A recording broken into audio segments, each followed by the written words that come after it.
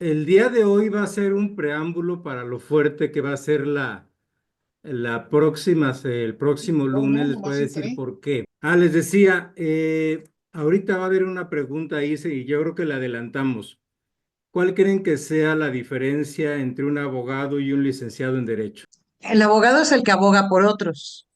El Ajá, licenciado en Derecho estudia leyes. así es.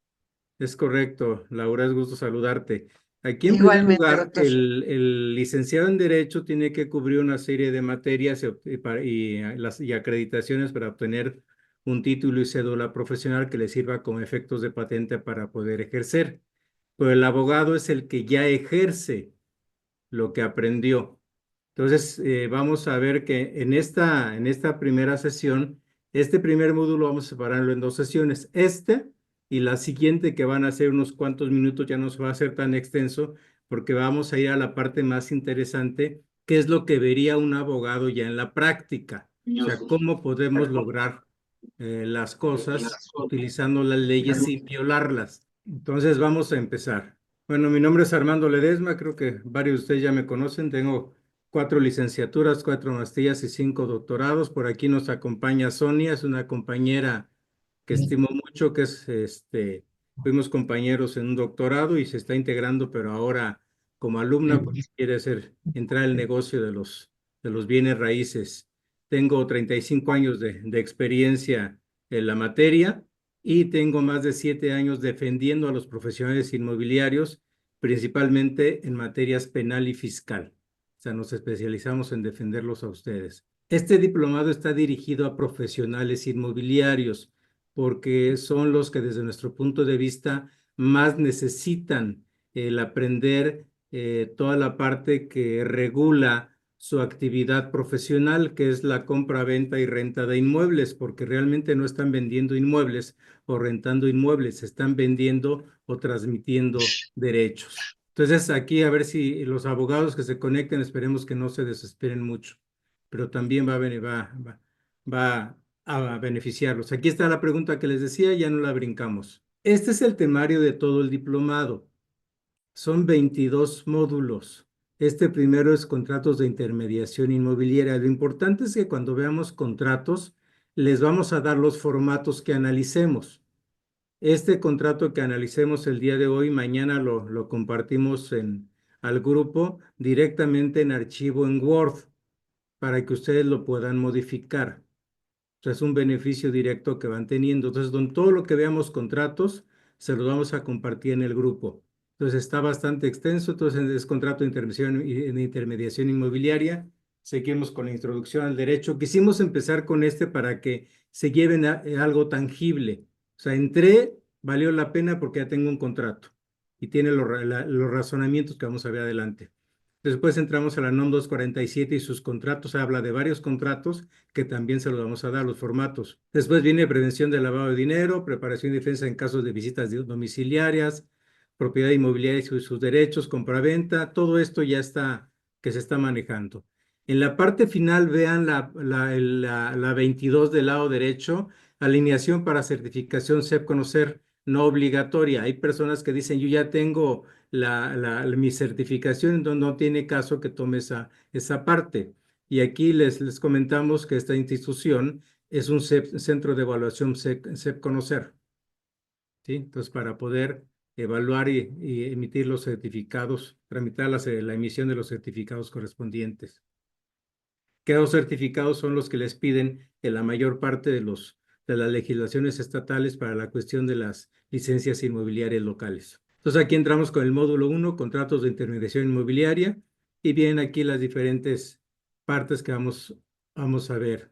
Pero antes de eso, eh, quiero que entendamos esto. Esto no se trata de alguien que venga y se siente y platique, sino que haya un diálogo. Entonces les voy a encargar que cuando vean alguna duda, que tengan alguna duda, no la manden al grupo, al chat del grupo, sino directamente abran el micrófono y pregúntenla, ¿sí? Entonces aquí vamos a la introducción de la inteligencia artificial. Es una introducción porque esto que vamos a ver, para los que no sepan, les puede sacar de apuros en cualquier momento. y vamos a ver cómo se maneja. Entonces aquí la inteligencia artificial, entonces definición de la inteligencia artificial. En primer lugar, ¿ustedes qué opinan? ¿La inteligencia artificial va a desplazar a los abogados o a los diferentes profesionistas? ¿Ustedes qué opinan? ¿No hay ninguna opinión? Yo creo que sí, en parte, pero se va a necesitar de alguna persona que opere esa inteligencia artificial.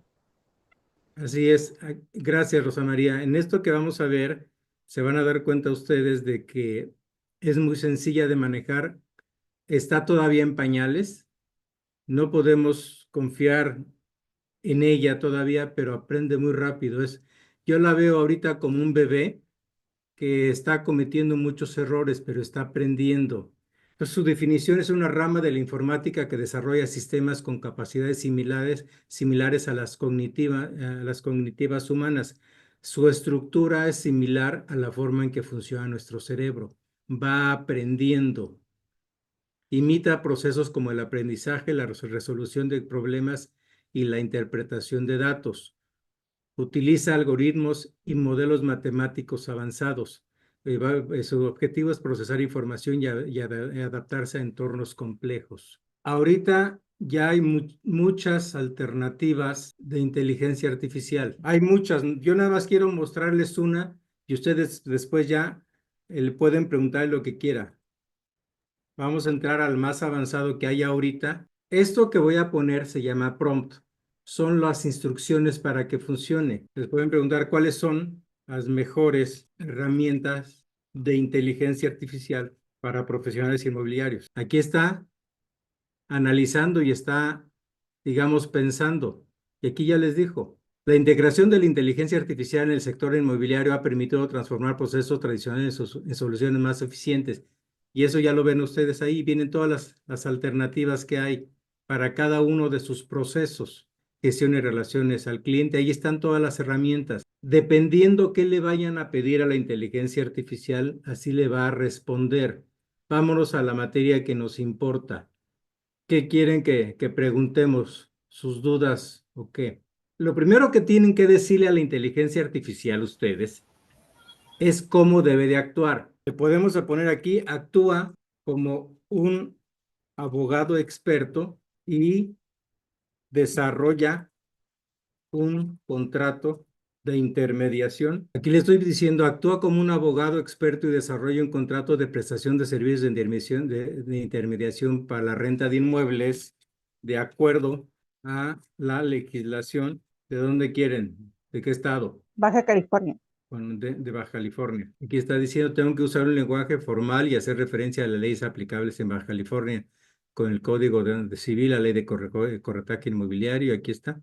Y ahí lo tienen. Están las declaraciones del cliente intermediario, las cláusulas, el objeto del contrato, a qué se compromete las obligaciones del intermediario, obligaciones del propietario, los honorarios, la duración, la confidencialidad, responsabilidad, terminación, solución de controversia, legislación aplicable. A esto les digo, es un bebé y está aprendiendo, pero depende de lo que ustedes le digan. Aquí dice, a continuación se presenta un modelo de contrato de prestación de servicios de intermediación para la renta de inmuebles, elaborado con un enfoque formal, fundamentado en criterios científicos y tecnológicos y adaptado a la legislación aplicable en el estado de Baja California. Es importante señalar que este es un documento, es un modelo base y debe ser adaptado a las circunstancias específicas de las partes y, de ser necesario, revisado por un profesional del derecho. Esto lo pueden hacer ustedes mismos. Por eso nada más es un comentario, una introducción que ustedes pueden manejar. Pero como les comenté, aquí se protege la plataforma. Dice, este modelo es un ejemplo y no constituye asesoría legal. Se recomienda a las partes consultar con un abogado especializado para adaptar el contrato a sus necesidades específicas y garantizar el cumplimiento de la legislación vigente. O sea, el abogado va a seguir con su trabajo siempre y cuando empiece a utilizar las herramientas. Les voy a explicar cómo las utilizamos nosotros en el despacho. Lo que hacemos, esto es, digamos, una plataforma que está al público nada más.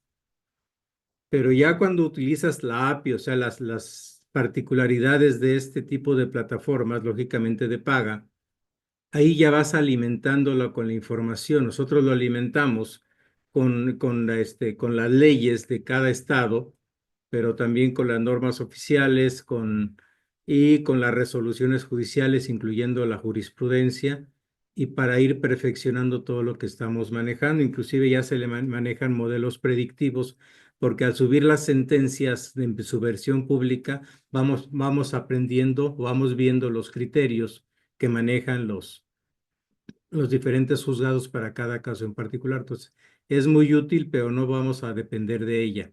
Es algo muy sencillo y continuamos. Entramos por la parte de responsabilidad de los profesionales inmobiliarios, que es administrativa, civil y penal. En la parte administrativa de los profesionales inmobiliarios, hay una normatividad y regulación, principalmente la NOM 247 y la Ley Federal de Protección del Consumidor, el Código Fiscal de la Federación, la Ley Federal para la Prevención, la Ley de Lavado de Dinero, la de Extinción de Dominio, y viene aquí aspectos clave como son supervisión y control de prácticas inmobiliarias, medidas de prevención contra el lavado de dinero y financiamiento ilícito, y cumplimiento de la normatividad en general. ¿Cuáles son las sanciones? Son multas, recargos, suspensiones, clausuras.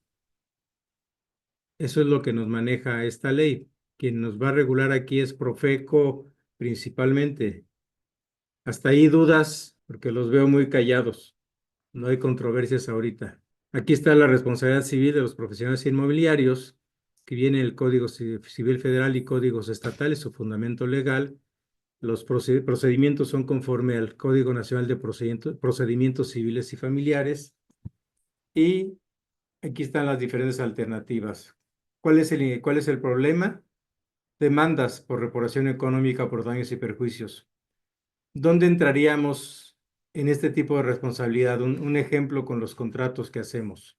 La parte administrativa no quise ahondar mucho porque eso le toca a las autoridades, que venga Profeco a revisarnos o que venga el SAT para verificar si estamos cumpliendo con la ley de lavado de dinero, o como les decía, llega Profeco y clausura o pone suspensiones.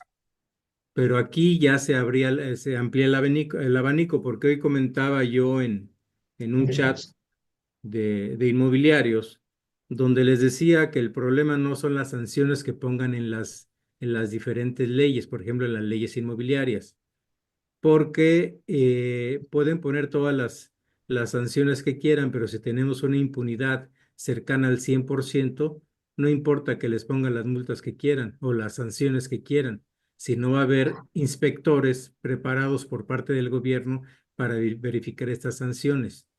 Pero aquí ya se cambia, porque aquí entramos a una responsabilidad y el cliente es el que nos va a demandar por incumplimiento y nos va a demandar que le paguemos daños y perjuicios por nuestro trabajo o por lo que no hicimos, por las acciones u omisiones de nosotros.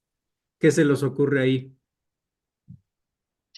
A En lo una mejor elaborar un mal contrato promesa de compraventa y que se caiga una operación.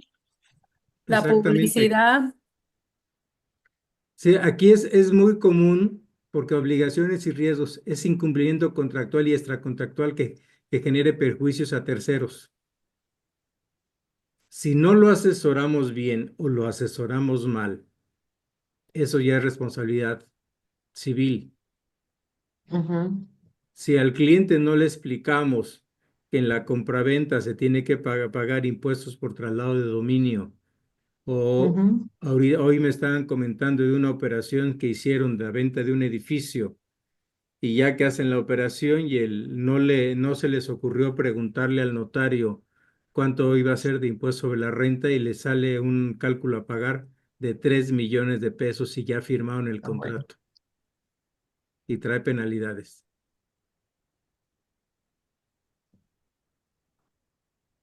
Si ustedes firman un contrato de intermediación y lo normal es que ustedes pongan ahí que van a poner lonas, ¿o no? O que van a poner Sí, anuncios, rótulos. rótulos y todo. ¿Le Ujú. piden al cliente que les firme de que cumplieron con esa obligación? Oh, oh. Sí. No. No, no, no se le pide. No, El cliente puede argumentar que su casa no se ha vendido porque no se cumplió con el contrato, que ustedes no cumplieron su parte. En la próxima sesión les voy a encargar, vamos a presentar, ahorita le pido allí apoyo a la licenciada Graciela que me acuerde, les voy a presentar un asunto que llegó hasta la Suprema Corte de Justicia de la Nación. ¿Por qué? Porque el cliente no quería pagar las comisiones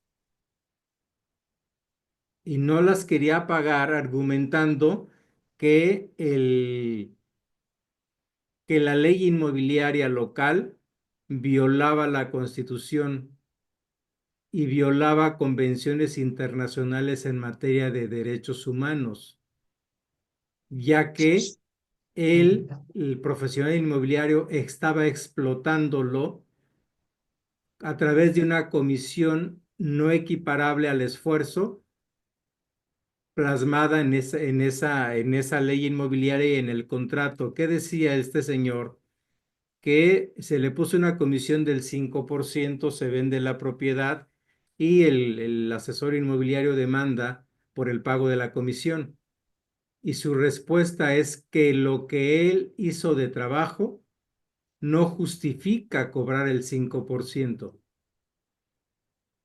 Y como en la demanda este asesor inmobiliario se ampara en la ley inmobiliaria local, por eso esta persona argumenta que la ley inmobiliaria, unos artículos de esa ley inmobiliaria, violan la Constitución y tratados internacionales, y por esa es la razón que llega hasta la Suprema Corte de Justicia de la Nación. O sea, ante los ojos del dueño del inmueble, no se justifica ese 5 o 6% de comisión que nosotros cobramos por nuestro trabajo. O sea, se le hizo demasiado un 5% y no lo pagó. Y prefirió gastar muchísimo más en todos los juicios hasta llegar a la Suprema Corte de Justicia de la Nación. Y al final de cuentas perdió, pero creo que es interesante que ustedes analicen porque es una forma de ver realmente cómo ve nuestro trabajo los dueños de los inmuebles. O sea, un dueño de un inmueble dice, yo tardé años para comprar mi casa. ¿Y cómo es posible que tú por una lona o un anuncio te quieras llevar el 5 o el 6% de esa operación? ¿Y en qué Entonces, momento sí, nos tienen que firmar que está de acuerdo que hicimos nuestro trabajo correctamente?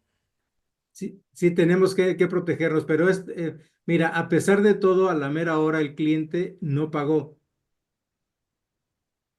No pagó y se tuvieron que ir a tribunales. Imagínense lo que gasta también el profesional inmobiliario para defenderse. Toda esa parte de abogado la vamos a ver el siguiente lunes. Pero algo muy sencillo, si ustedes no le si el cliente no les firma un recibo donde ustedes cumplieron con lo que se pactó en el contrato, ahí están en riesgo. Esa va a ser un elemento clave importante para no pagarle sus comisiones, ¿eh? Lic, Y yo le preguntaba que en qué momento se firma. Obviamente, antes de la firma de escritura, nosotros le podríamos dar un escrito que estamos cumpliendo con todo lo que prometimos mediante un contrato de intermediación. sí, y también podríamos meter en el contrato, que dentro del mismo contrato, nosotros vamos a mandarle un reporte vía correo electrónico de lo que estamos haciendo y el cliente nos debe manifestar si está en desacuerdo con lo que le enviamos. Vamos a Doctor, ver, nosotros sí mandamos cada mes, mes y medio máximo, un reporte de lo que se hizo durante ese tiempo, si se pusieron rótulos, si se hizo volanteo, en qué medios se anunció, en qué redes sociales, y pedimos que los clientes nos firmen de recibido. Ahora, no nos ha pasado que ningún cliente nos diga, no es cierto. así es, pero cuando un cliente no te quiere pagar, son una de las cosas que puede argumentar. Nosotros ya hemos tenido y no se les ha ocurrido eso, pero hay otros que sí. Eh, Otra cosa muy importante, no nada más los puede demandar la persona que les dio el inmueble a vender, sino los puede demandar el comprador. Claro. ¿Por qué? Porque si la persona que capta el inmueble no verifica que el inmueble esté libre de gravamen y que tenga todo lo necesario para poder transmitir su dominio, entonces en ese momento también cuando se haga la operación, si hay un perjuicio, el comprador se va contra el profesional inmobiliario, ¿eh? O sea, tenemos dos que nos pueden demandar, porque para eso tiene como prueba los contratos, las promesas, las ofertas, todos esos son elementos. Entonces, esta parte civil, la parte administrativa les dije no me preocupa, porque las probabilidades de que vayan y los revisen y todo, pues no es tan fácil, pero que un cliente los demande, porque son dos, el que compra y el que vende, el arrendatario y el arrendador, ahí hay dos probabilidades y es más peligroso y es más latente este riesgo. Entonces nuestros contratos deben de, eh, de estar diseñados con dos cualidades que nosotros vemos. En lo personal, para mí un contrato es un instrumento de venta. Normalmente las empresas, las personas tratan de sacar el contrato hasta el final. Y yo soy a la inversa, quiero que el contrato sea el arma de venta. O sea, lo que te estoy diciendo aquí está, es por escrito. Y la otra, que ese contrato tenga la capacidad de poderse defenderse a sí mismo. Nosotros nos han presentado demandas por otros negocios hace años. Hay algunas que ni siquiera nos enteramos y que aún así, sin presentarnos, por rebeldía, aún siendo rebeldes, el juez nos dio la razón y ganamos los juicios sin presentarnos al juicio, sin ni siquiera contestarnos. O sea, demandan a una de nuestras empresas, no la pueden localizar o no la encuentran en ese momento porque cambió de domicilio, se van por edictos, emplazan por edictos, se inicia el juicio, se lleva todo el juicio, la empresa nunca se presenta a juicio y en la sentencia la empresa queda absuelta porque el contrato se defendió solito. Eso es lo que vamos a enseñarles a ustedes que cómo se maneja y que no lo maneja la inteligencia artificial. Y entramos a donde tenemos desafortunadamente más trabajo nosotros. ¿Por qué? Porque una demanda civil necesito ir a contratar un abogado para que prepare la demanda y la vaya a presentar a los tribunales civiles, a los juzgados civiles. Pero un asunto penal basta con que me pare al Ministerio Público y presente mi denuncia. Y el Ministerio Público es el abogado que me va a dar toda la asesoría y no le voy a tener que pagar nada aparentemente. O sea, dentro de la ley no tengo que pagarle nada. Ya si le doy una gratificación, eso ya es otra cosa para que agilice las cosas. Pero esto sí es más peligroso y el 80% de nuestro trabajo en defensa de los inmobiliarios es en la parte penal. Es la parte que más se les ocurre a los clientes. Ah, tú me quieres demandar la comisión, yo me voy por la vía penal y a ver quién pierde más. Aquí su fundamento legal es el Código Penal Federal y los códigos penales estatales, el Código Fiscal de la Federación, los procedimientos regulados por el Código Nacional de Procedimientos Penales y posibles infracciones, delitos relacionados con fraude, defraudación fiscal. Aquí hay un detalle que se me olvidó comentarles.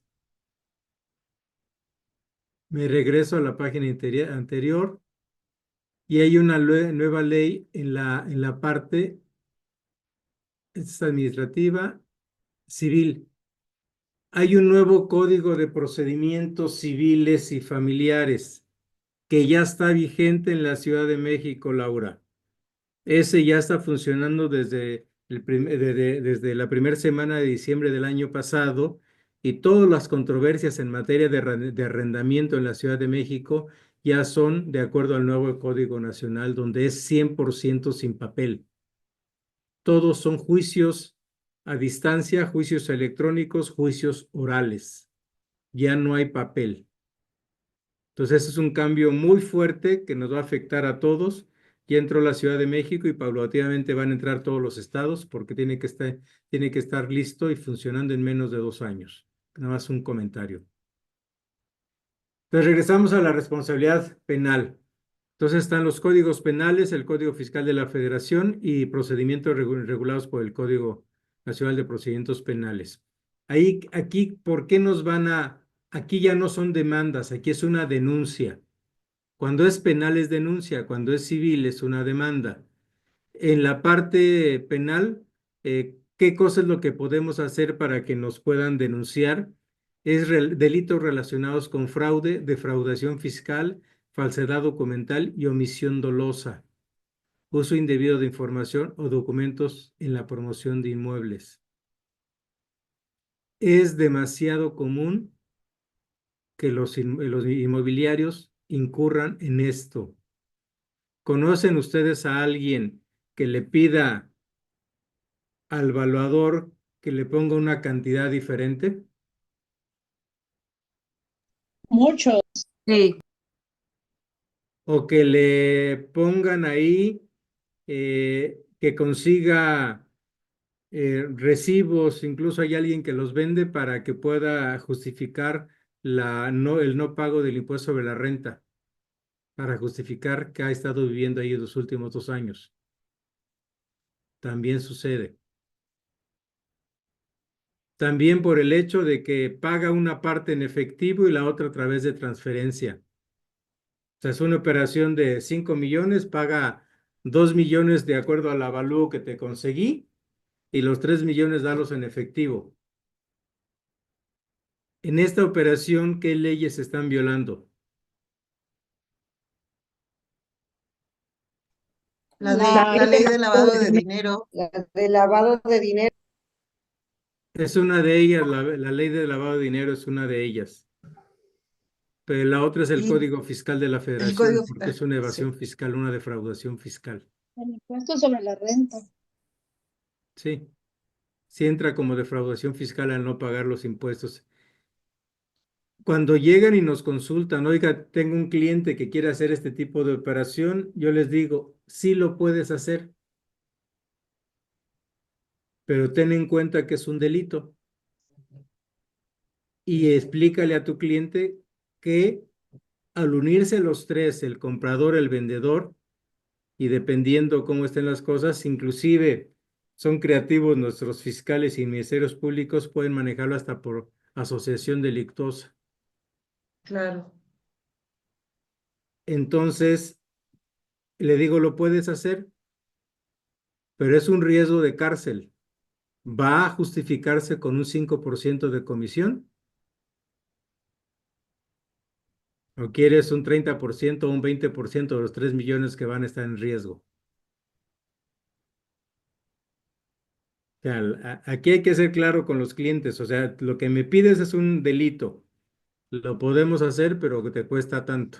Por lo menos para que me alcance para pagar el tiempo que esté en la cárcel, que me estén protegiendo y pagarles a los abogados que me defiendan. O sea, véanlo así. Ay, no, gracias. Para que vean si vale la pena.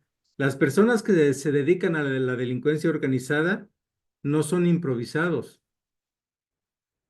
Arman y crean sus colchones en diferentes lados para enfrentar. Y lo primero, tener buenos abogados y la estrategia fiscal. En un caso que nos invitaron a participar,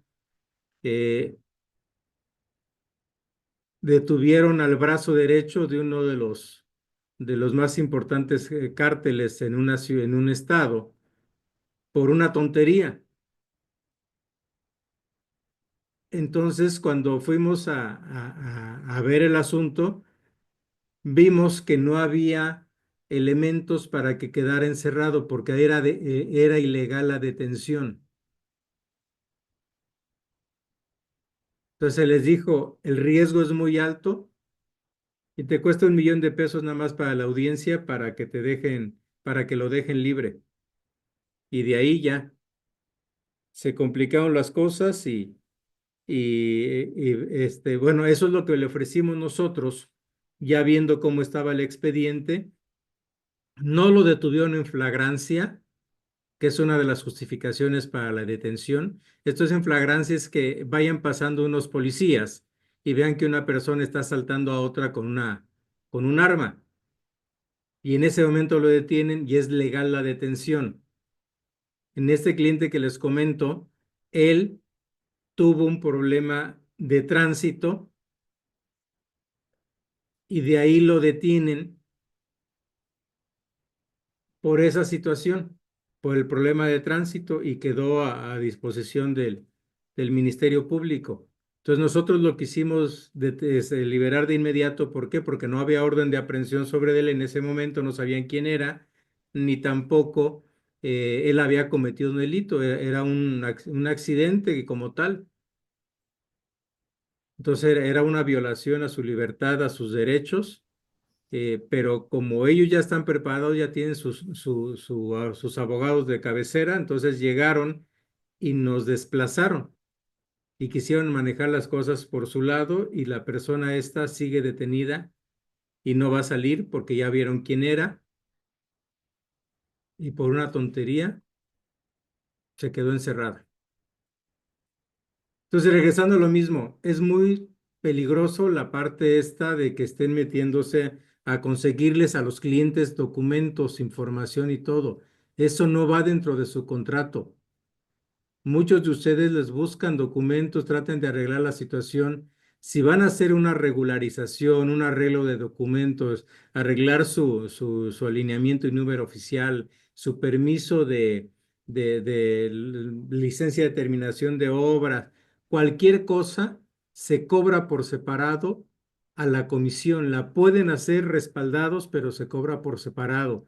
Si hay un intestado porque en el proceso de la venta del inmueble se murió el que iba a firmar, todo eso se cobra por separado, no va en su comisión. Dense su importancia y no se vendan tan barato. En síntesis, toda la cuestión es prevención. La actividad inmobiliaria implica riesgos penales, civiles y administrativos. Hay que estarse apegados a la normatividad, hay que estar actualizados constantemente, tener asesoría jurídica especializada y la implementación de mecanismos internos de prevención y control, o sea, lo que le manejan como compliance, que no conozco muchas personas que lo estén haciendo. Voy a quitarle el sonido a... ¿Qué es eso de compliance? ¿Podría repetirlo, doctor, por favor? Es precisamente una revisión de cómo estás en este momento y cómo deberías de estar de acuerdo a la normatividad aplicable. O sea, te hacen una revisión a tu negocio y te analizan todo lo que estás haciendo contra lo que deberías de hacer y te dan una serie de recomendaciones para que te regules antes de que te puedan poner una revisión, una sanción. Es Gracias. prepararse para ello. Aquí es una pregunta, ¿qué debemos usar? ¿Contratos de prestación de servicios de intermediación o contratos de comisión mercantil? ¿Cuáles creen que nos convengan más?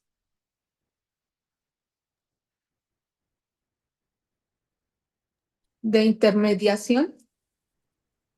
Gracias, Emma. ¿Alguien más? También intermediación, creo que los de comisión mercantil puede llevar un poco más riesgo, ¿no? Vamos a analizarlo. El día de hoy vamos a ver los contratos de intermediación y el próximo lunes son los contratos de comisión. Vamos a ver si nos convienen los de comisión mercantil, porque los contratos de intermediación son regulados por el Código Civil, ¿están de acuerdo? Y por la ley de Profeco y por la NOM 247, los de intermediación para casa de habitación. Pero el Código de Comercio no lo tocan esa normatividad. El Código Civil entra en forma suplente y complementaria al Código de Comercio. Pero vamos a ver lo que nos dice el artículo 78. En las convenciones mercantiles, cada uno se obliga en la manera y términos que aparezca que quiso obligarse, sin que la validez del acto comercial dependa de la observancia de formalidades o requisitos determinados. Para ustedes, ¿qué significa? Porque este es el corazón de lo que vamos a ver en los contratos mercantiles, en los contratos de comisión mercantil. Se las voy a poner fácil. Cuando se van a demandar o hay controversia en materia de contratos de intermediación mercantil, los asuntos caen en los juzgados civiles. ¿Y qué asuntos llevan los juzgados civiles? Llevan también eh, todo lo relacionado a contratos civiles, pero aquí hay un poquito algo similar.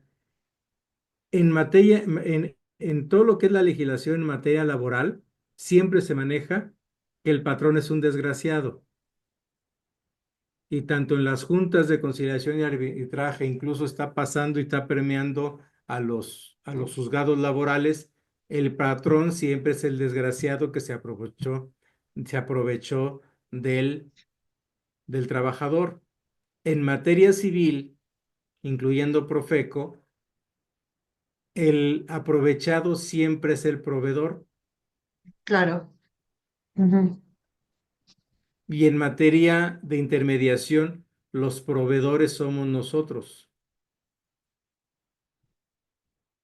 Me faltó comentarles algo. Me regreso a la parte penal. Y que va a coincidir con esto, y por eso me acordé. En todos los asuntos penales que involucran a profesionales inmobiliarios, incluyendo extinción de dominio y fraude, siempre en cuanto llegan el Ministerio Público, la Fiscalía, dicen el culpable es el profesional inmobiliario, es el asesor inmobiliario, porque es un perito en la materia. Y si él hubiese actuado, no hubiese existido este fraude. O sea, no hay delito si el profesional inmobiliario hace su trabajo. Entonces, si hay un detrimento, un perjuicio en contra de alguien, un fraude, es culpa de él. Ante los ojos de la autoridad, el culpable siempre es el profesional inmobiliario. Tenemos que asumirlo así. Nos ven como expertos en la materia, no nos ven como colgalonas, ni tiktokeros. Tenemos un riesgo alto y debemos asumirlo como tal. Entonces, ¿qué quiere decir? Aquí el desgraciado es el profesional inmobiliario y en materia civil y ante Profeco también. El pobrecito y hay que proteger es al consumidor, que es el que nos dio el inmueble a vender o es el que está comprando el inmueble o es el arrendador o el arrendatario. Ellos son siempre la línea más delgada y son víctimas de los tiburones inmobiliarios. Pero en leyes mercantiles no es así. ¿Qué les parece? ¿Por qué creen que ahí no nos vean así en materia mercantil?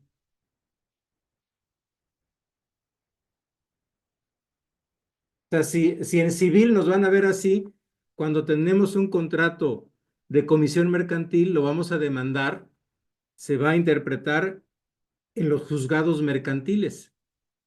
¿Qué asuntos ven los juzgados mercantiles? ¿Alguien sabe de eso? Ven quiebras, ven pagarés, ven actos de comercio, ven números, ven cifras.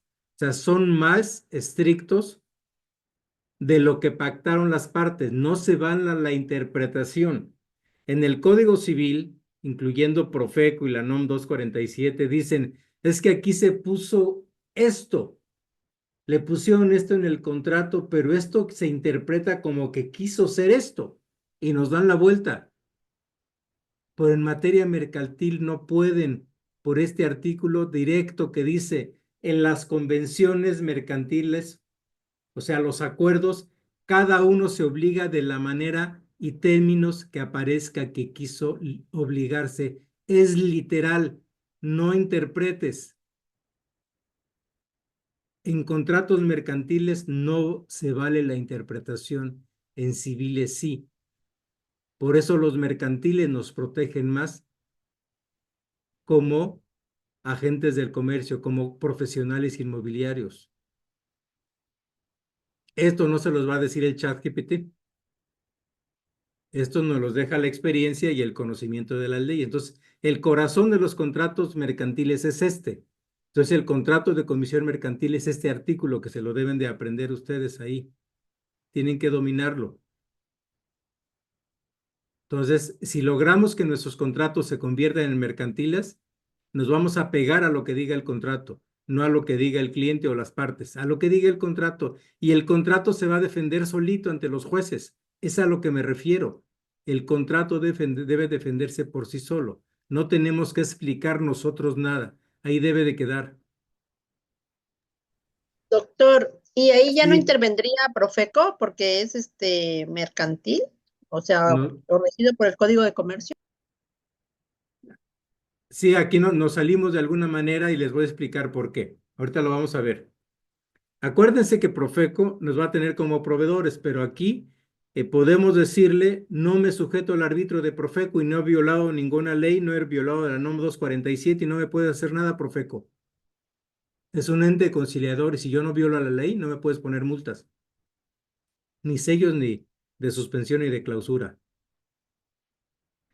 Seguimos con el Código de Comercio, artículo 4. Las personas que accidentalmente, con o sin establecimiento fijo, hagan alguna operación de comercio, aunque no son en derecho comerciantes, quedan, sin embargo, sujetas por ellas a las leyes mercantiles. ¿Qué opinan de este artículo 4? Es alguien que no se dedica al comercio, alguien que va a vender un inmueble, pero en forma accidental va a ser una operación de comercio. Está sujeto al Código de Comercio. Estoy hablando del respaldo para nuestro contrato de comisión mercantil.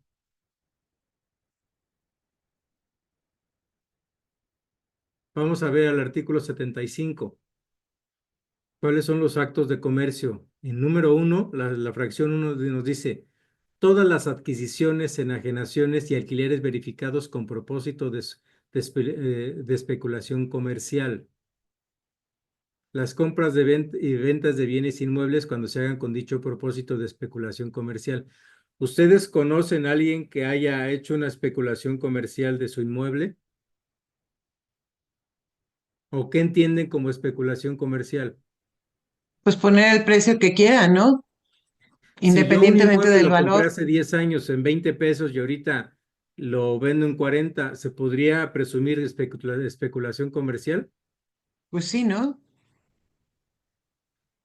Estás obteniendo utilidades, por eso vas a pagar impuestos sobre la renta, Hay una ganancia. que aunque te exente la ley del ISR y el Código Fiscal, pero es un acto de comercio. O sea, esos son los razonamientos para respaldar nuestros contratos mercantiles que veríamos el próximo lunes y que son los más importantes. 10. Las empresas de comisiones de agencias y oficinas de negocios comerciales ustedes son una empresa de comisiones, se dedican a la comisión, ganan por comisiones. Sí. Y aquí dice la 12. Si su contrato dice que es una operación de comisión mercantil, entran ahí. Y los demás de naturaleza análoga. O sea, estas son las razones, mis argumentos de por qué elaborar ese tipo de contratos y lo que hemos llevado a cabo con autoridades, incluso con la Suprema Corte de Justicia de la Nación. Regresamos a lo mismo. No es cuestión de teoría, sino es lo que nos ha funcionado en la práctica. Y hemos operado con contratos inmobiliarios utilizando el Código de Comercio.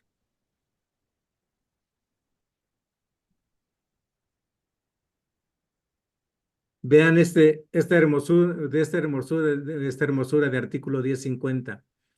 Cuando conforme a las disposiciones mercantiles para una de las partes que intervenga en un acto, este tenga naturaleza comercial y para la otra tenga naturaleza civil, la controversia que del mismo se derive se regirá conforme a las leyes mercantiles. Privilegian las cuestiones mercantiles. ¿Qué entienden por esta cláusula? Tenemos que Van más manejarnos por los como que números, nosotros ¿no? como intermediarios nos dedicamos al comercio. Y si nos dedicamos al comercio,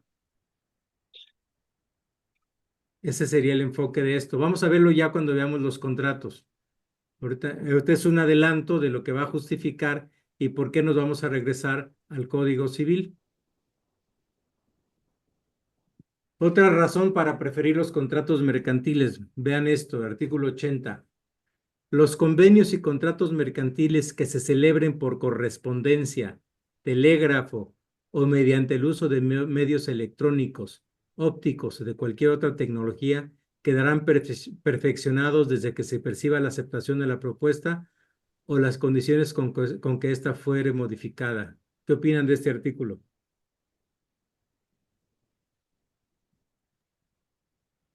O sea, efectivamente ahí entra perfectamente lo que estamos haciendo nosotros. ¿Entraría el WhatsApp aquí? Claro. Si yo le mando un WhatsApp al cliente con mis condiciones y él me contesta que estoy de acuerdo, ya tengo un contrato mercantil con fuerza legal para llevarlo a tribunales. Lo que no tiene el Código Civil ni los contratos de intermediación.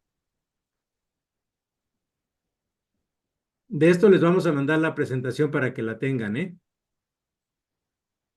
Gracias. Gracias. Además de que esto va a quedar grabado para que lo vean en la semana. Ahí también entran las firmas digitales, ¿verdad, Lee? Sí, sí, también entran.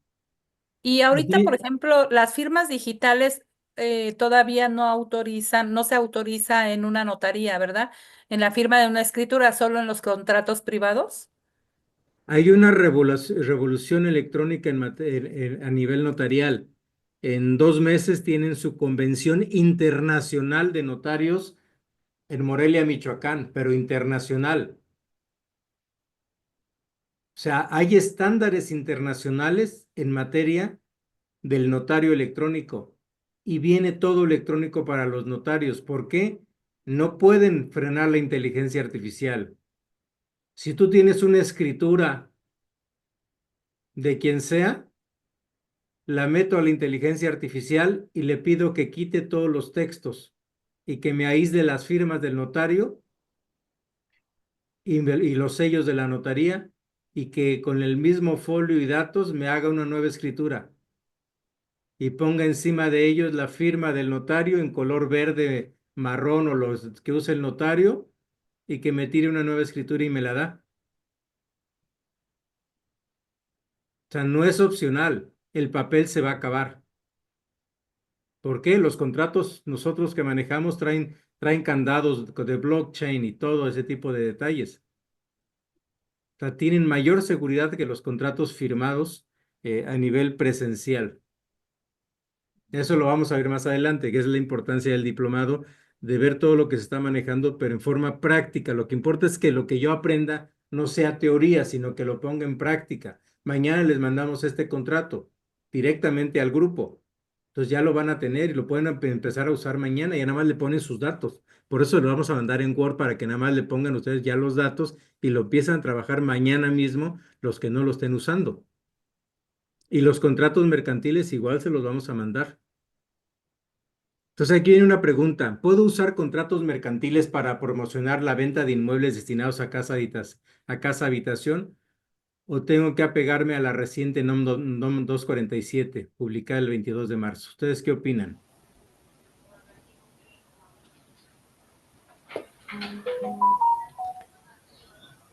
Pues sí Sí. se puede utilizar. Sí se puede promocionar. Tendríamos un freno, que es la propia NOM 247 y Profeco. Sí se va a poder, pero les vamos a decir cómo el próximo lunes, para que no se pierdan el siguiente capítulo. Vamos a manejar cómo sí. Pero ahorita, el día de hoy, vamos a ver el cómo no o el por qué no.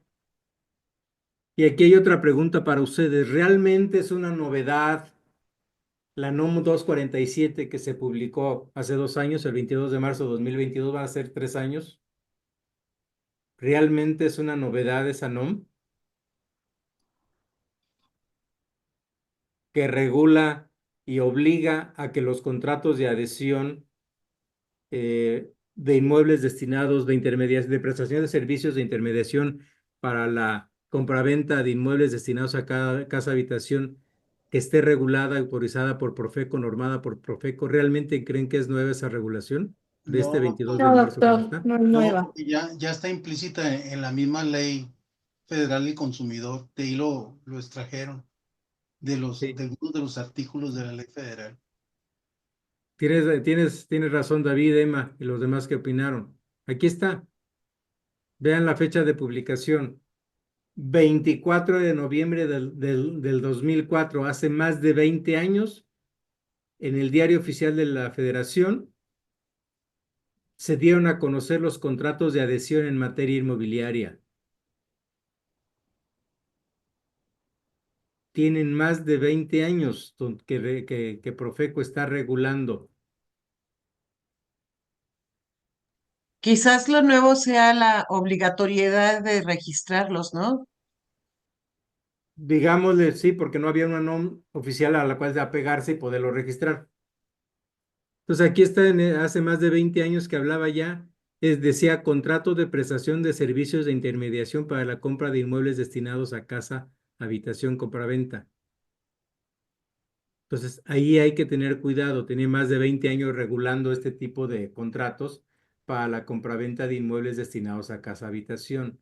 Nuevamente la parte paternalista, porque se supone que alguien que va a comprar su vivienda o la va a vender no es experto en la materia y puede ser presa de los eh, abusadores profesionales inmobiliarios.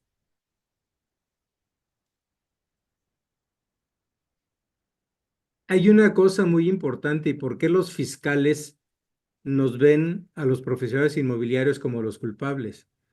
Casi todos los asuntos los enfocan en cuestión de fraude. Y el fraude, casi en toda la República, hay excepciones en 2 estados, pero tanto a nivel federal como a nivel estatal, hace más o menos más de 20 años que se modificó la ley, las leyes penales. Anteriormente, el tipo penal, la descripción del delito de fraude, decía que comete el delito de fraude la persona que, utilizando el engaño o aprovechándose del error de una persona, obtiene un lucro indebido. Así decía anteriormente. O sea, ¿quién, utilizando el engaño o aprovechándose del error de una persona, obtiene un lucro indebido? Es muy sencillito. Si ustedes van a una tienda o a cargar gasolina y pagan con un billete de a 500 y les dan cambio de unos de a 1000 y se van, así de simple se llama fraude.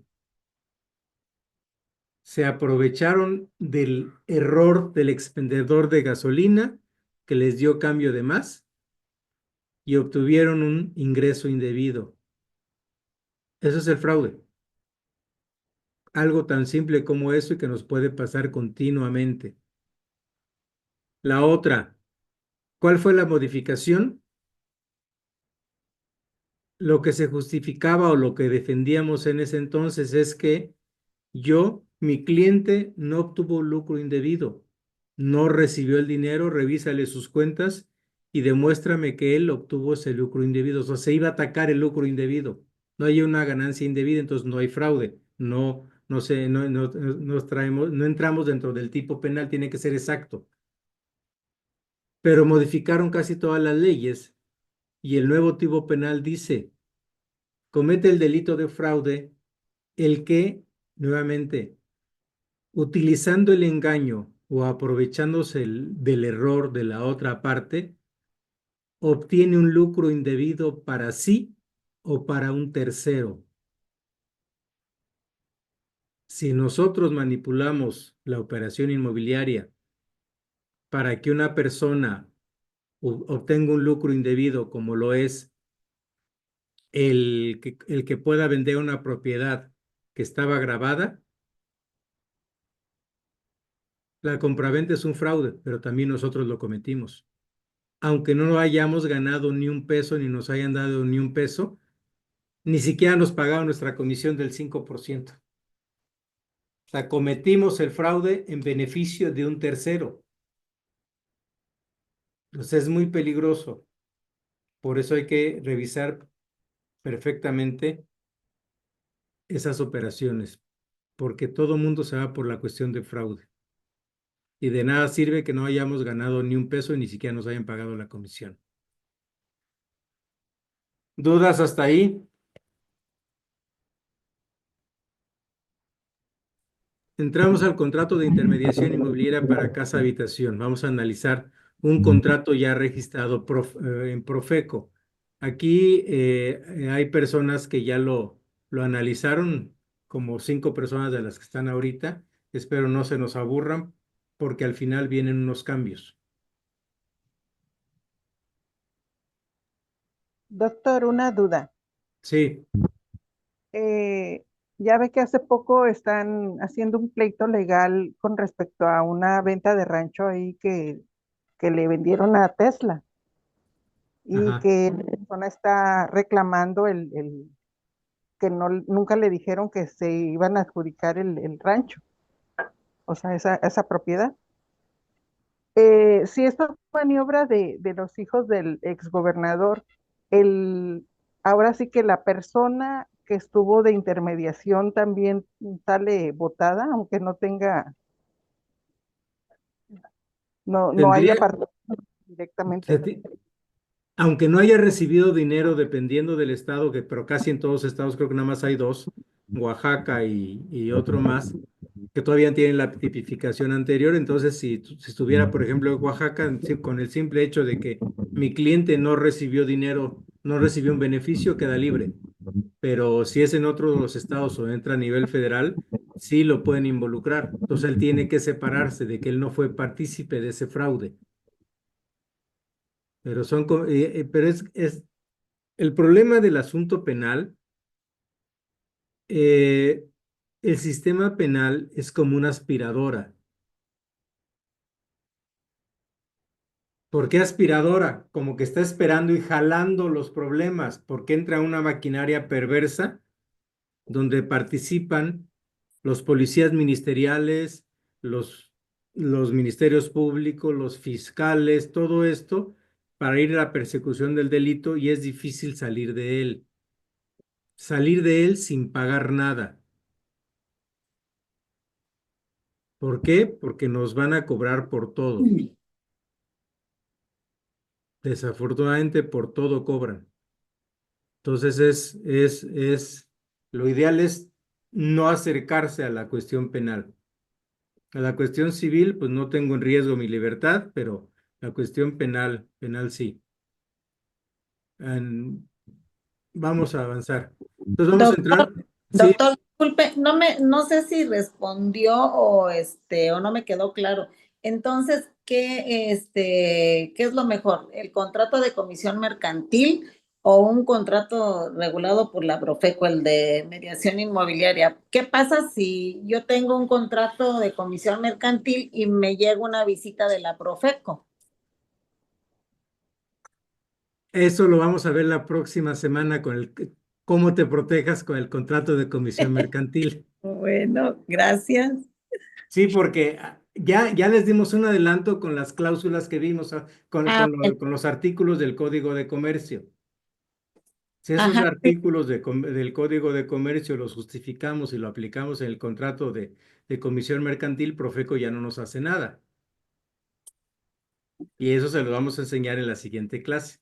Bueno, gracias. Y de este caso de que nos preguntaba Rosa María, de este rancho, no tengo el conocimiento completo para poder opinar más a fondo. ¿Sí? No Ok. estamos dando breaks ni nada de eso para que vayan a tomar café o al baño. ¿Por qué? Porque queremos mejor que nos vayamos rápido y concluimos para terminar a las 8 en punto. Y si nos falta, lo seguimos en la siguiente clase. Solamente que quieran quedarse un poquito más, pero lo que queremos es que no se aburran. Después de más de 2 horas de tener una atención, se va disminuyendo. Entonces Doctor, vamos a entrar a la parte de definición legal. Es un contrato de prestación de servicios donde un asesor inmobiliario, o sea, un intermediario, se obliga a gestionar la venta de un inmueble destinado a casa habitación a cambio de una comisión sin asumir el riesgo de la operación. Aquí hay una diferencia. Vean esta definición en las últimas palabras, sin asumir el riesgo de la operación. ¿Qué quiere decir? Que en los contratos de comisión mercantil hay un riesgo en la operación. Si lo podemos meter ese riesgo en la operación, pero de una forma controlada, ya no nos hace nada Profeco, porque no tiene nada que ver esto con esto.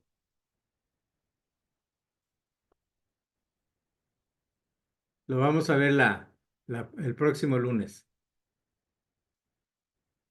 Entramos a la legislación aplicable en México. Voy a irme un poquito más rápido, que es el Código Civil Federal y códigos estatales, la Ley Federal de Ley de Profeco, la NOM 247, y las regulaciones estatales, incluyendo la parte de licencias para operar.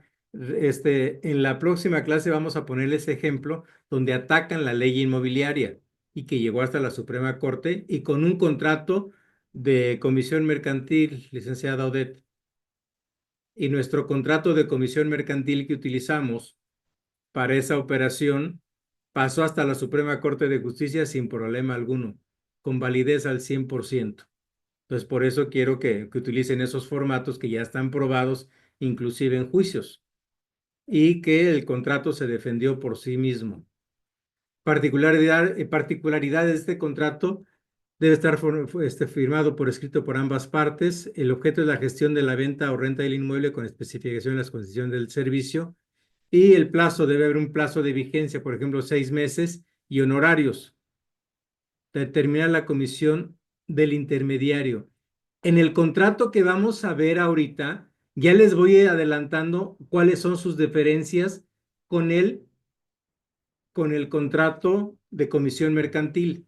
Las obligaciones del intermediario son promover el inmueble de manera ética profesional, proporcionar la información clara y veraz sobre el inmueble y cumplir con los requisitos de la NOM 247. O sea, si tomamos este contrato hay que apegarnos a todo eso.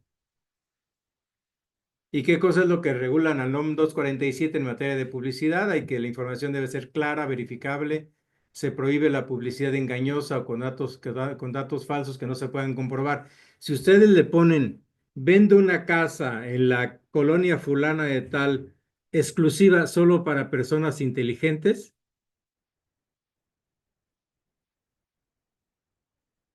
pues se viola la NOM 247. Así de Sí, casi simple. no se pueden poner ningún adjetivo en la publicidad con la NOM 247. Así es, debe ser información precisa, ubicación, características.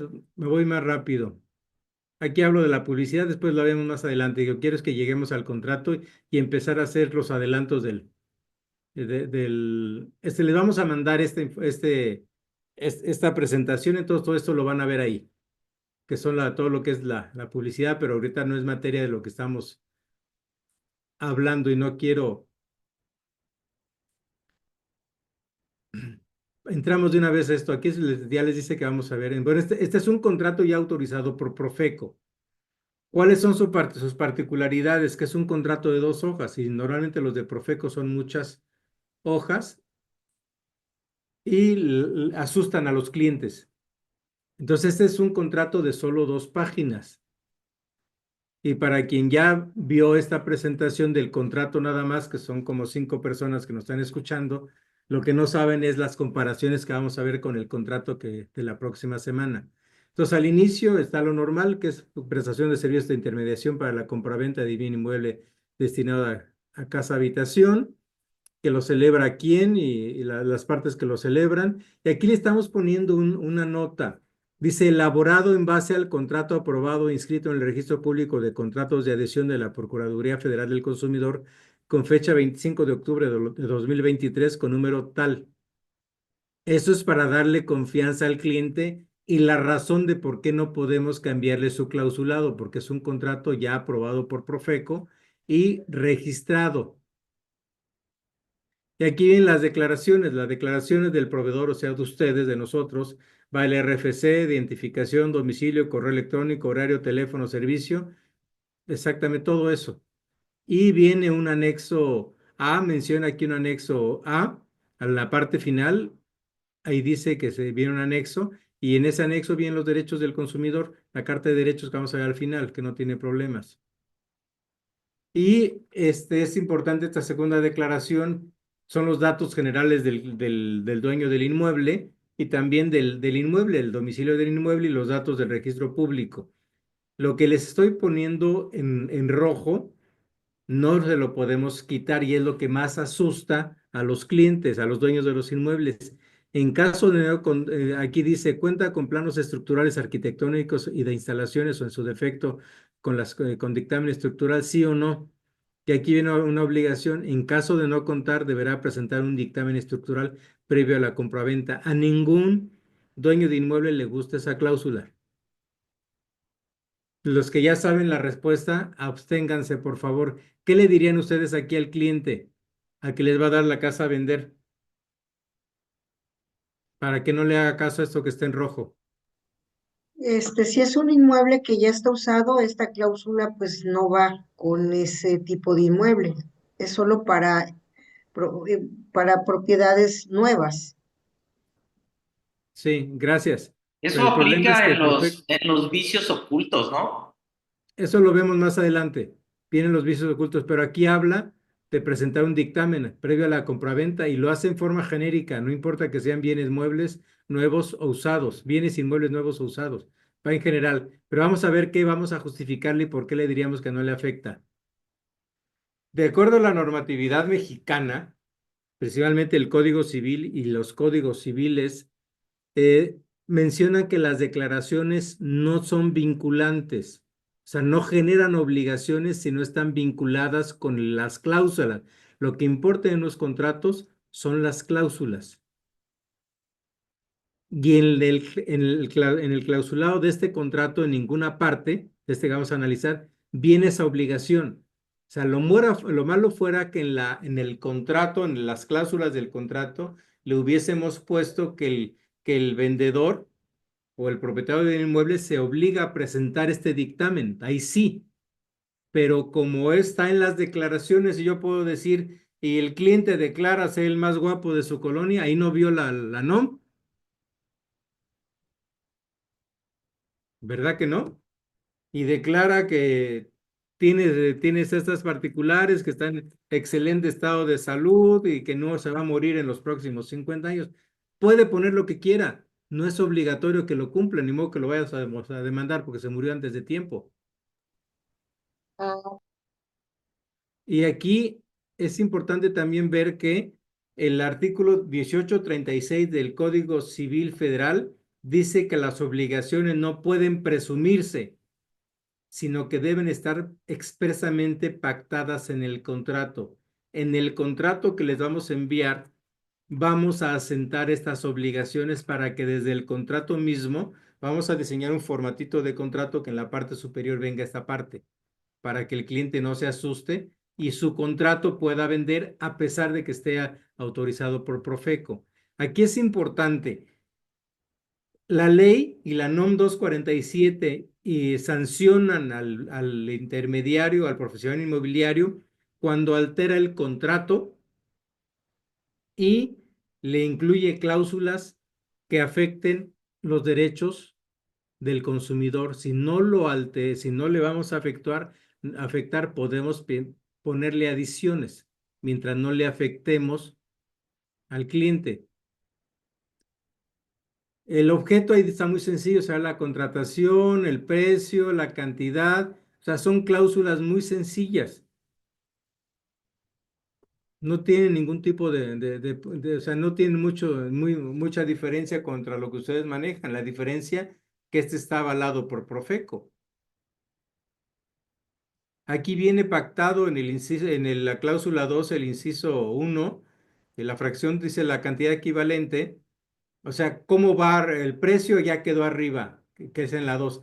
¿Cómo lo va a pagar? La cantidad equivalente el 10% del precio de venta a la firma del correspondiente contrato de compraventa, siendo la cantidad. O sea, vamos a firmar el contrato privado por tal cantidad y ya me das este 10% y el resto, que viene en la fracción segunda, me lo das cuando vayamos al notario.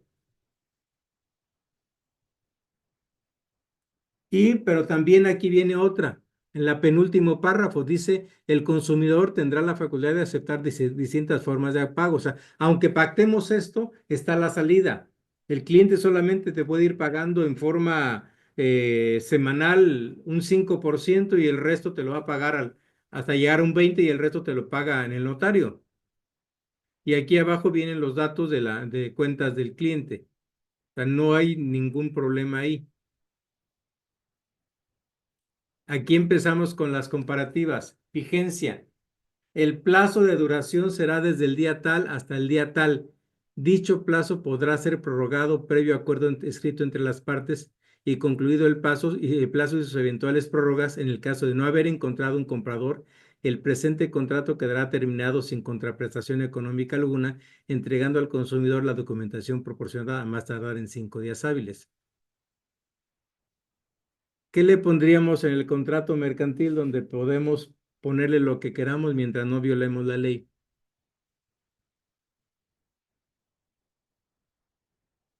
Aquí le pondríamos lo que les encanta a ustedes y no digan que no.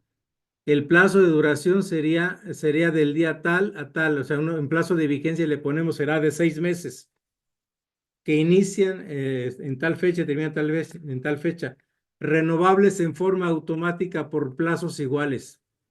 Para que el caso de que el cliente no esté de acuerdo, deberá notificarlo con 30 días de anticipación. ¿Qué opinan de una cláusula modificada así? Me encanta. Para nosotros, bien. Para el cliente no le afecta mientras le vendamos la propiedad, Claro. mientras él tenga garantías y tenga penalidades. ¿Quién de ustedes pone penalidades en sus contratos? A cargo de ustedes. Yo pongo. Eso los vamos a ver en el próximo contrato para respaldar. A ver, aquí me estás poniendo, pero también te pongo una penalidad tal que, ¿qué creen? Ustedes no van a pagar en la penalidad. Estamos metiendo en el contrato a un tercero que se haga responsable por ustedes y que pague la penalidad. Estamos metiéndole un fiador, un aval de ustedes para quien quiera operarlos. Vamos a verlo. Es un modelo interesante para quien quiera manejarlo. Es opcional. Entonces, aquí Doctor, lo que una pregunta. sí. En las responsabilidades que tenemos con Hacienda por la ley antilavado, debemos tener los expedientes completos. Ujú. Aquí estamos diciendo que vamos a entregar al consumidor la documentación a más tardar en 5 días, pero realmente nosotros tenemos también que quedarnos con esa documentación. Se Así vale, es. le sacamos copia, nos quedamos con la copia. ¿Qué hacemos para respaldar que nuestros expedientes estén bien?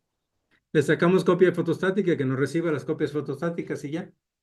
Ok, Va el contrato y ya está en donde nos firmó de recibido que le devolvimos la documentación. Entonces, en el otro contrato, esta cláusula se modifica y se adiciona con algo más. El profesional inmobiliario se obliga a entregarle al propietario del inmueble un listado de todas las personas interesadas en comprar su inmueble. Y para el caso de que la operación de compraventa se celebre con alguna de las personas que estén en ese listado dentro de los siguientes 12 meses de vigencia del mismo, esos 12 meses posteriores a la terminación de este contrato, se obliga a pagar la comisión correspondiente al profesional inmobiliario. ¿Ya le entendieron? Sí, claro, está muy buena esa. Eso no lo podemos poner aquí, pero en el otro sí. Esto quiere decir que todas las personas que me hablaron por teléfono, que me mandaron correos electrónicos, que me contactaron, debo tener su nombre completo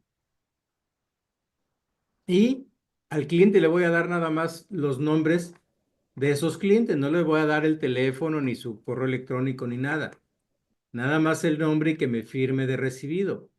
Y aunque se haya terminado el contrato, yo puedo seguir presionando para que se venda. Y si se vende con uno de los míos, me paga mi comisión. Doctor, Adelante.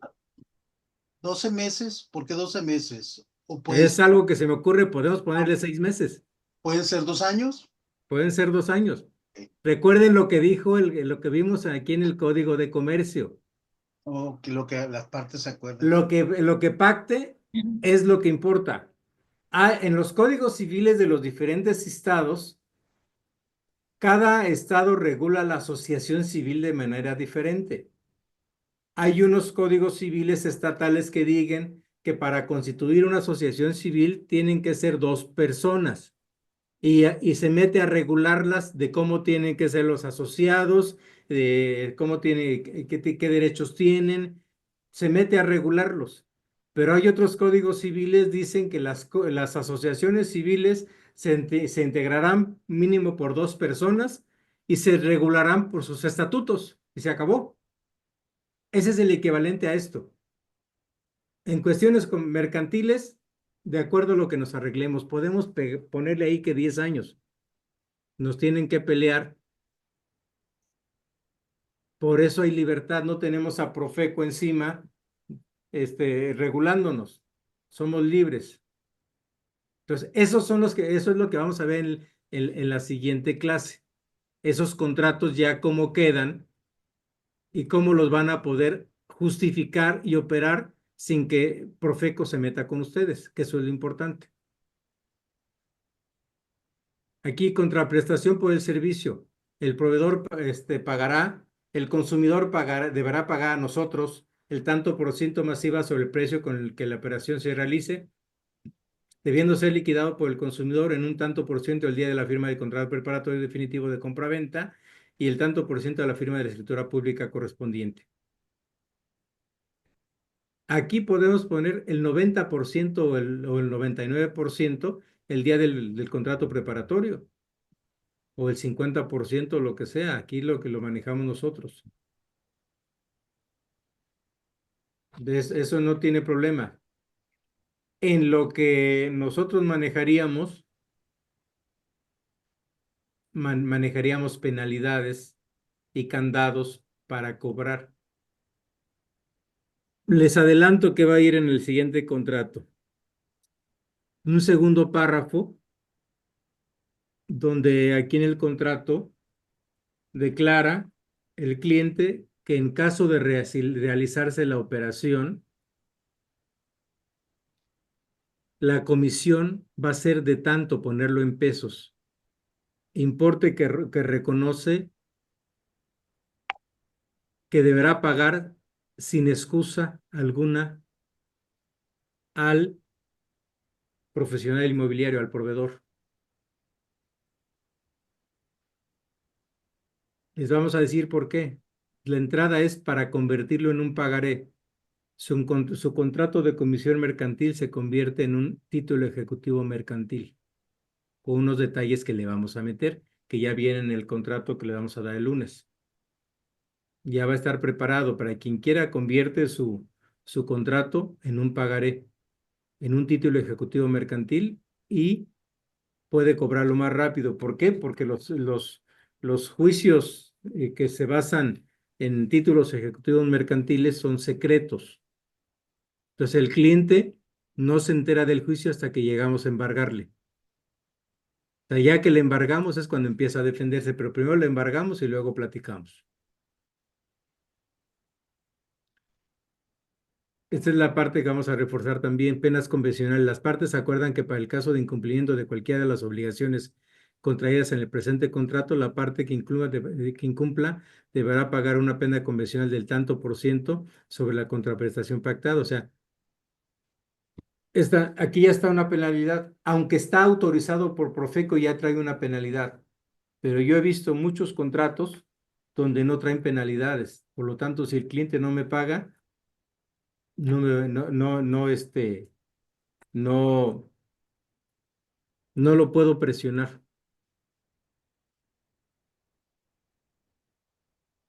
¿Qué es lo que estamos haciendo en el siguiente contrato que vamos a ver el lunes?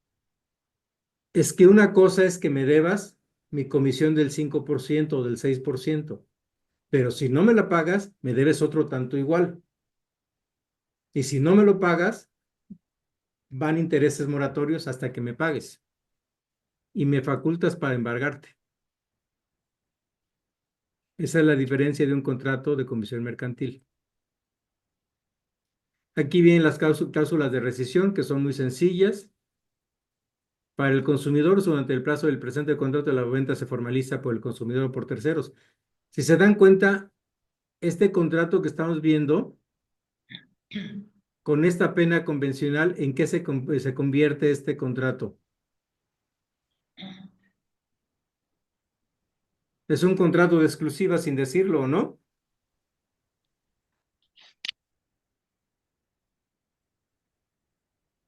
Porque si el cliente lo vende él directamente o se lo da a alguien más a vender, pues tiene que pagar esa comisión.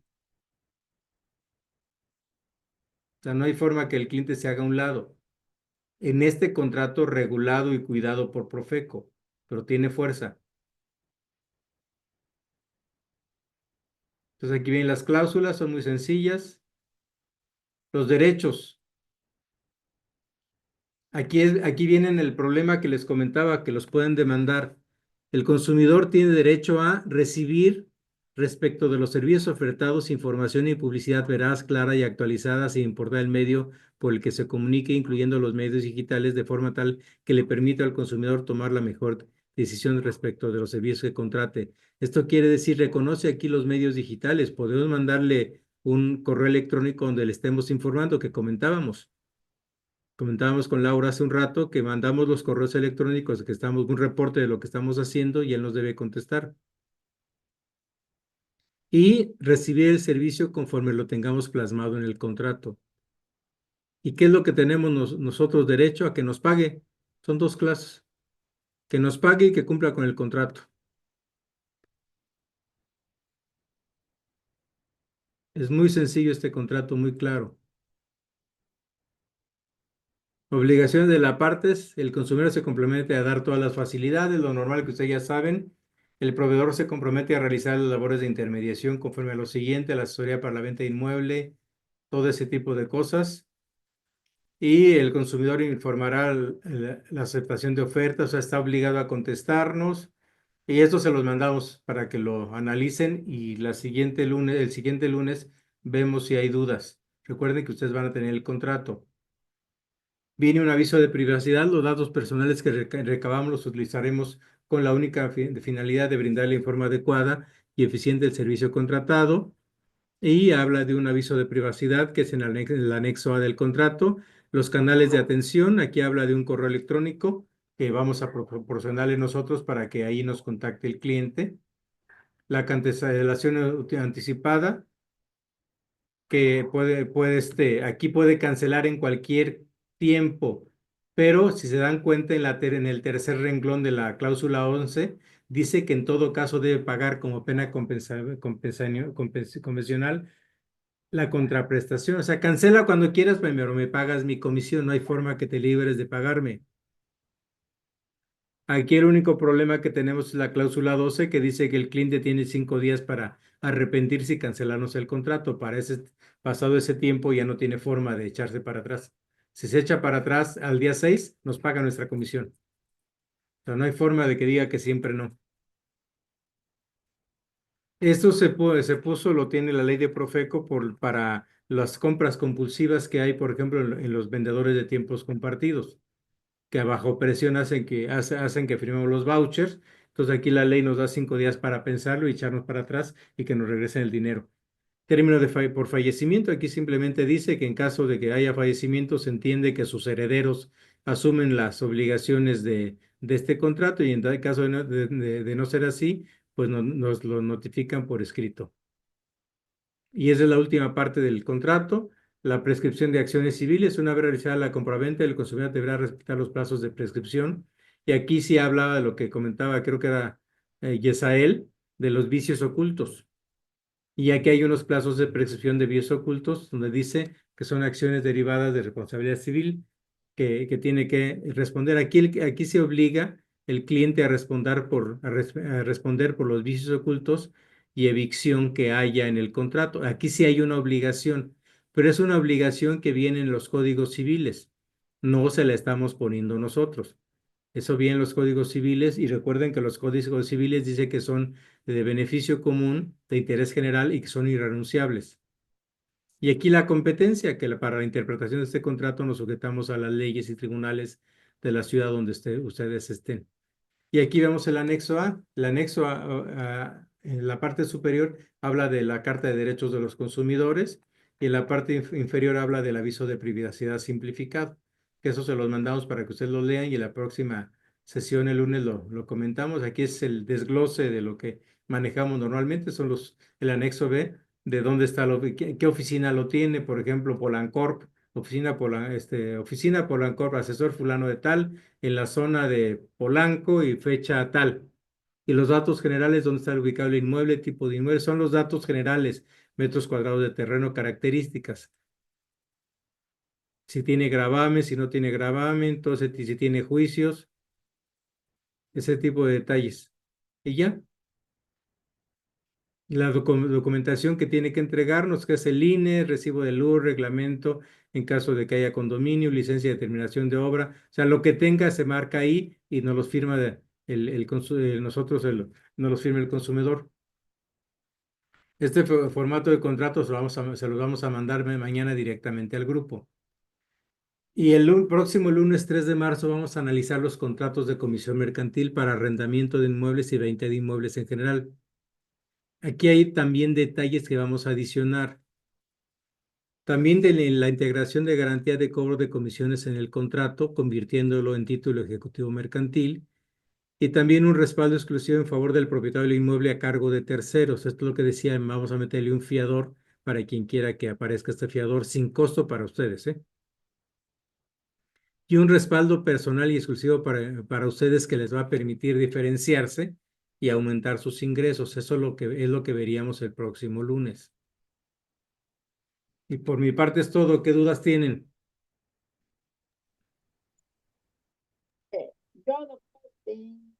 Y terminamos antes de las 8. Yo venía apurado porque pensé que no íbamos a terminar. ¿En qué me regreso? ¿Qué dudas hay? Casi no te escucho. Venían unos plazos en el contrato. me ¿Esos los regreso. vamos a sacar de algún lugar o podemos poner los que nosotros queramos? Vamos a ver en qué plazos, vamos a ver la parte de los plazos. Ahí, A ver, aquí ahí, están los plazos, creo, ¿no? sí, ahí. Es que estos plazos de prescripción habla de las acciones civiles derivadas de responsabilidad civil y estas son de acuerdo al Código Civil de cada estado, cambian de estado en estado. Aquí vamos Pero a analizarlas, miren. nosotros lo Vamos a vamos a poner, por buscar. ejemplo, lo que es la Ciudad de México. Aquí nos dice que la responsabilidad, el plazo de prescripción es de 2 años para la responsabilidad civil y esto se maneja en el artículo 1161 en la fracción quinta de ese artículo. Nos dice que la responsabilidad civil es de 2 años para la Ciudad de México. En vicios ocultos habla de una prescripción de 6 meses. O sea, de acuerdo al artículo 2149, y la evicción es la más larga, habla de un plazo de prescripción de 10 años. Su fundamento legal es el artículo 1159. Y vamos a hablar de lo más riesgoso, que es la evicción. Es la pérdida total o parcial de un bien adquirido debido a una sentencia judicial que reconoce que otra persona tenía un mejor derecho de propiedad sobre dicho bien. En este caso, el comprador pierde el bien a favor de un tercero que tenía un derecho legítimo. ¿Qué pasa con el caso de evicción? ¿Conocen ustedes algún caso? Porque yo conozco varios. No, yo no. Yo conozco uno, se formalizó una compraventa y ese inmueble ya tenía una demanda avanzada Posterior a eso se ejecutó la sentencia judicial de recuperación del inmueble y pasaron a afectar al nuevo propietario de ese inmueble con esa sentencia que ya estaba de un juicio anterior, pero él no tenía conocimiento alguno de él. Así es.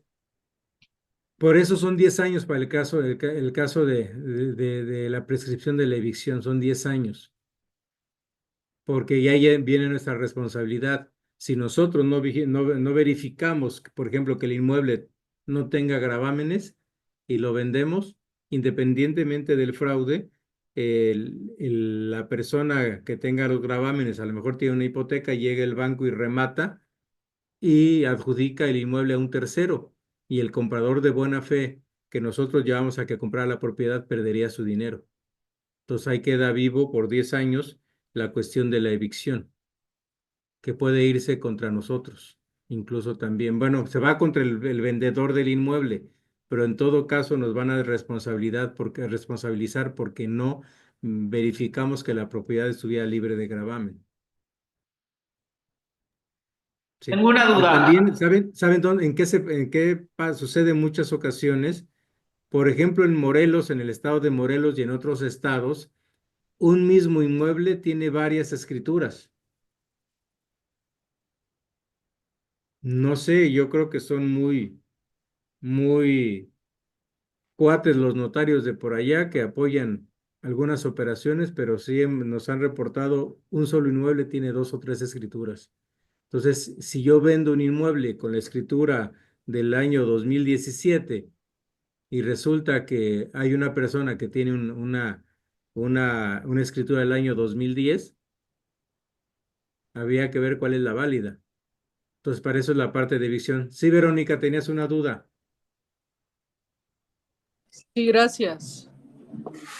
Por ejemplo, ahora que platicaste de este contrato mercantil, ya no necesito contratar un abogado y lo puedo meter yo, o por ejemplo, un caso de estos, como cuántos son los honorarios de un abogado, o Un no. abogado normalmente te va a cobrar un importe, normalmente un importe del monto de la operación. Te Ajá, puede calcular una cantidad base o te dice si es una operación de 100,000 pesos, yo te cobro el 25% de honorarios. ok, Sí, aquí ok, lo que sugerimos es que, ¿sabes qué? Te lo condiciona a ciertas cosas o lo condiciona al éxito o a ese tipo de detalles. Sí, ok. pero va variando. Aquí hay un problema con con el nuevo Código Nacional de Procedimientos Civiles y Familiares. Al ser todo electrónico, la única forma de presentar una demanda civil y también en este caso una demanda de tipo mercantil, porque también va dentro de ese mismo Código Nacional de Procedimientos Civiles y Familiares, en esto, entonces, primero tienes que tener una firma electrónica para poder presentar la demanda, perdón, vía electrónica. Si no tienes tu firma electrónica, no vas a poder meterla. Y dentro de este código, lo primero que te dicen es que en ese momento, como actúas en representación de un tercero, porque tú eres abogado, declaras tener poderes y facultades. Ahorita, si ustedes presentan una demanda en cualquier juzgado donde no esté en vigor este código, ustedes la presentan normalmente el titular del derecho, o sea, la persona que va a demandar, y nombra al abogado y lo autoriza para recibir notificaciones. Incluso lo puede nombrar como abogado patrono para que pueda actuar en juicio. En el nuevo Código Nacional ya no interviene el dueño del derecho, interviene nada más el abogado. Y el abogado declara tener los poderes y facultades otorgados por el cliente. Y si el cliente no tiene, si el abogado no está respaldado con un contrato donde vendan plasmadas esos poderes y facultades, se va a meter en un lío. Pero entonces sí, como es muy técnico y más que nada la cuestión, porque va a ser oral, ya todo es oral. vamos a suponer que ahorita estamos en una audiencia, le dan la palabra a uno y a otro, tienes que contestar, argumentar y manejarte de acuerdo a lo que dice el código. Y es difícil que una persona que no sea abogado sea experto en la materia. Ahorita todos los abogados al revés, nos tenemos que preparar para el inicio de vigencia de ese nuevo código, si no estamos, no, estamos desactualizados y no vamos a poder llevar los juicios a buen término. Tenemos que actualizarnos nosotros mismos y es bastante difícil, porque no te permiten ni llevar anotaciones ni estar leyendo. Se utiliza mucho la memoria y en base a eso, pues acordarte también de memoria qué códigos y qué leyes y qué recursos puedes aplicar en el momento. Todo es oral, como los juicios que se ven en Estados Unidos. Pero ahora incluso es vía electrónica las audiencias. ¿Sí? Ok. ¿Alguna Gracias por otra sus duda? comentarios. Sí, tengo una duda. En este contrato podemos agregar si una propiedad tiene una hipoteca, o sea, se encuentra grabado, y el cliente así lo pone a la venta y tengo el comprador que lo quiere comprar con ese gravamen haciéndose responsable de liquidarlo y sacarlo adelante. ¿Nosotros tenemos alguna responsabilidad al venderlo así? Mientras lo pongas en el contrato, no. A ver, vamos a ver esta parte. Ok, listo. Desde las declaraciones. Ok, gracias.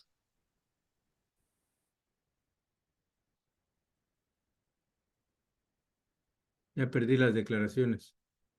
Aquí está.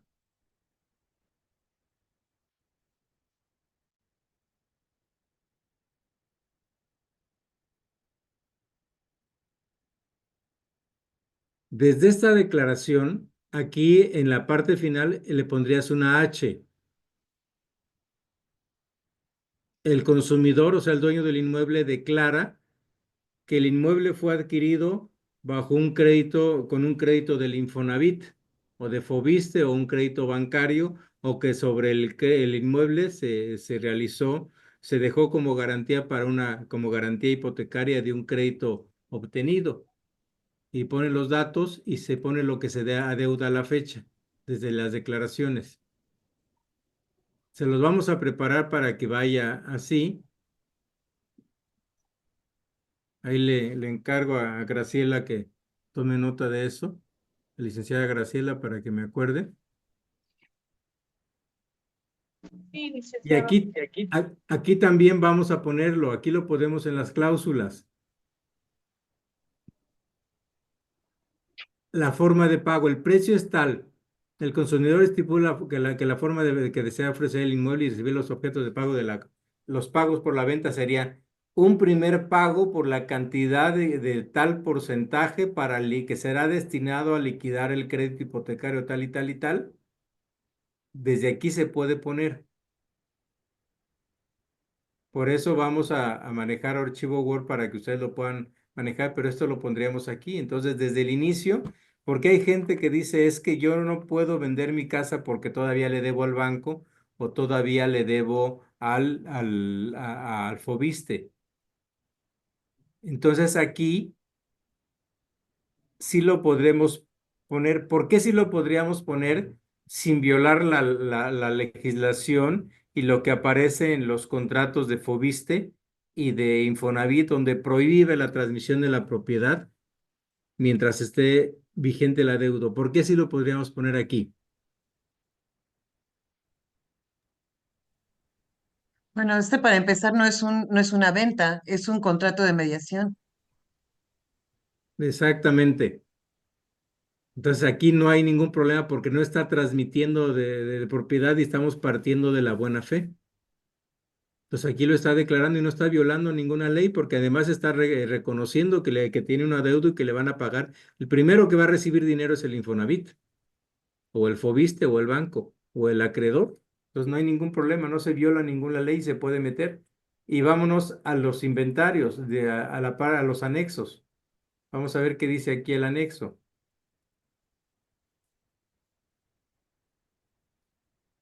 Aquí dice situación jurídica. ¿Existe gravamen en que afecte la propiedad del inmueble, sí o no?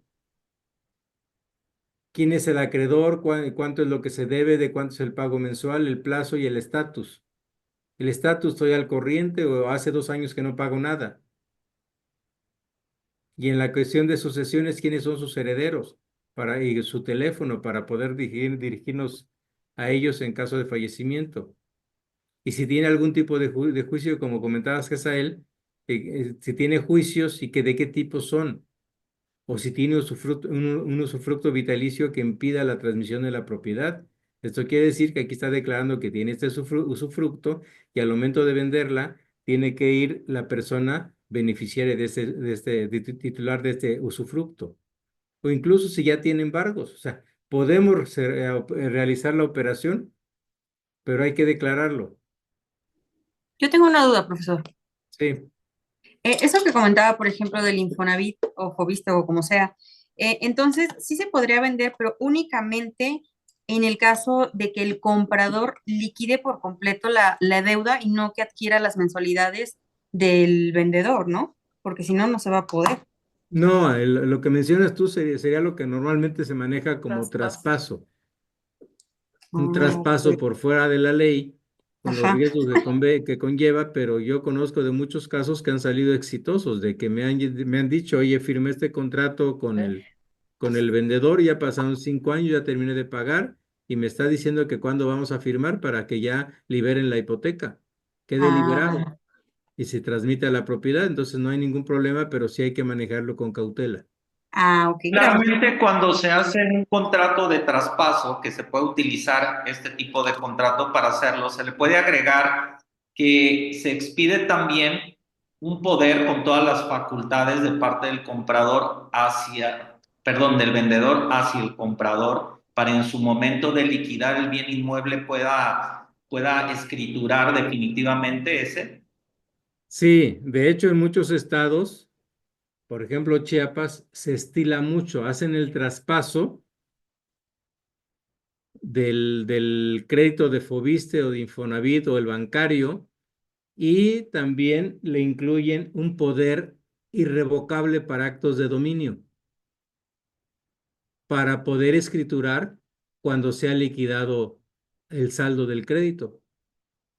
Y sí, así lo manejan, así. Cuando termino de pagar, a lo mejor en lugar de tardarme en pagar ese crédito en 5 años, en 7 años, a lo mejor me saqué la lotería y en 6 meses liquido. Entonces, en ese momento yo no necesito al que me vendió o al que me traspasó para que vaya a firmar. Tengo los poderes. Lógicamente, esos poderes no los sacaríamos a nombre del comprador, sino a la esposa o alguien cercano al comprador para que le firme, para que no sea una autoventa, digamos. ¿Alguna otra duda? Yo tengo una duda. En el ejemplo que dio de Morelos, de que hay varias escrituras por un solo inmueble, supongo que es la misma cantidad de folios reales que hay por ese mismo inmueble. Luego entonces nosotros como asesores inmobiliarios no tendríamos responsabilidad y seríamos también engañados, digamos, por el propietario en un caso de evicción. Así es. Ahí no tienes tu responsabilidad porque tú actuaste conforme a la ley. Lo que sí están incrementándose las escrituras falsificadas. Hay que checarla realmente en el registro público de la propiedad. Ok. Gracias. ¿Alguna otra duda? Pues si no tienen más dudas, les agradezco su paciencia y nos veríamos el próximo lunes a las 6 de la tarde, donde entramos para mí, la parte más emocionante de los contratos, que son los contratos de mediación donde somos libres y podemos ganar más dinero. Gracias. Gracias a todos. Gracias. Mañana se les doctor. manda este contrato y también les mandamos presentación y todo. Gracias. Muchas gracias. Gracias, Gracias. bye. Bueno, Gracias, buenas noches a todos. Buenas noches. buenas Gracias, noches. hasta luego, buenas noches. Buenas noches. Muchas gracias.